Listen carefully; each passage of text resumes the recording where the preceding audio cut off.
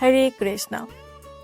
মহাশিবরাত্রি বা শিব চতুর্দশী ব্রত কবে, এই নিয়ে ভক্ত সমাজের মধ্যে কিছুটা বিভ্রান্তি লক্ষ্য করা যাচ্ছে। আমার কাছেও বেশ কিছু প্রশ্ন এসেছে এবং আমিও বেশ কিছু কমেন্ট পেয়েছি যে আসলে শিব চতুর্দশী কবে বা মহাশিবরাত্রি কবে পালন করা হবে, 15ই ফেব্রুয়ারি নাকি 16ই ফেব্রুয়ারি। এবার আমি শিবরাত্রি পালনের বৈষ্ণবীয় বা শাস্ত্রীয় সিদ্ধান্তটি আপনাদের কাছে তুলে ধরার চেষ্টা করব, কিন্তু এটা সবার জন্য বাধ্যতামূলক নয়। এটা হচ্ছে যারা বৈষ্ণব ভাবধারায় ভজন সাধন করে তাদের জন্য। পঞ্জিকা অনুযায়ী বা স্মার্ত মতে 15 তারিখ অর্থাৎ 15ই ফেব্রুয়ারি আগামীকাল শিবরাত্রি পালন অনেকেই করতে পারেন, তবে যারা বৈষ্ণবীয় ভাবধারায় ভজন সাধন করেন তাদের ক্ষেত্রে এই মহাশিবরাত্রির নিয়মটি সামান্য একটু ভিন্ন। তো চলুন দেখা যাক শ্রী হরিভক্তি বিলাসে কি বলা রয়েছে। পঞ্জিকা মতে 15ই ফেব্রুয়ারি বিকাল থেকেই চতুর্দশী তিথি শুরু হচ্ছে। সাধারণ পঞ্জিকা বা স্মার্ত মতে যারা আছেন তারা এই 15ই ফেব্রুয়ারি এটা পালন করতে পারেন। তবে বৈষ্ণব শাস্ত্র শ্রী হরিভক্তি বিলাস অনুযায়ী ব্রত পালনের নিয়ম, যে আলাদা নিয়মটি রয়েছে সেটা হচ্ছে ত্রয়োদশী বিদ্যা বর্জন। বৈষ্ণব সিদ্ধান্ত মতে সূর্যোদয়ের সময় বা ব্রত শুরুর মুহূর্তে যদি পূর্ববর্তী তিথি অর্থাৎ যেমন চতুর্দশী তিথির পূর্বে কি ত্রয়োদশী তিথি, এই ত্রয়োদশী তিথি যুক্ত থাকে তবে সেই দিনটি পূর্ব বিদ্যা বা দূষিত বলে গণ্য করা হয়। 15ই ফেব্রুয়ারি বিকেল পর্যন্ত ত্রয়োদশী তিথি থাকায় বৈষ্ণবরা এই দিন ব্রত পালন করেন না। অর্থাৎ আপনারা কিন্তু অনেকেই জানেন যে আগামীকাল অর্থাৎ 15ই ফেব্রুয়ারিতে চতুর্দশী তিথি শুরু হচ্ছে 5টার পরে, মানে বিকেল 5টার পরে।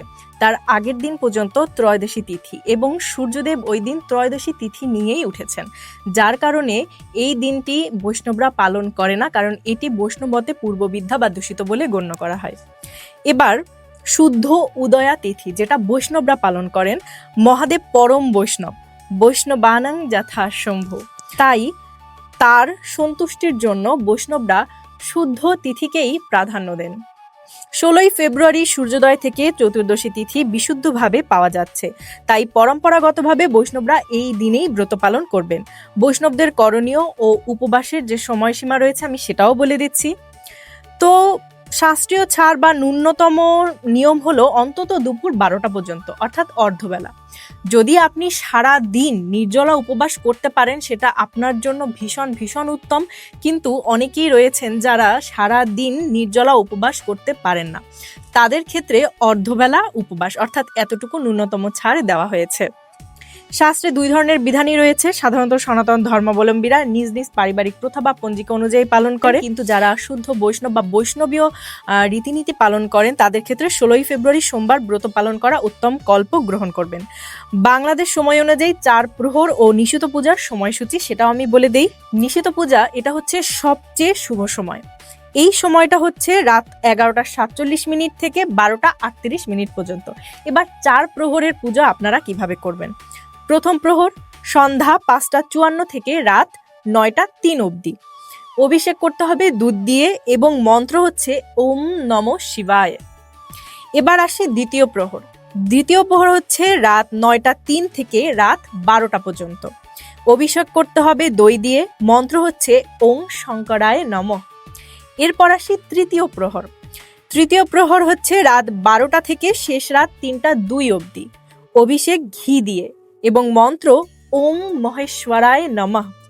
এরপর চতুর্থ প্রহর, শেষ রাত 3:02 থেকে ভোর 6:31 অবধি।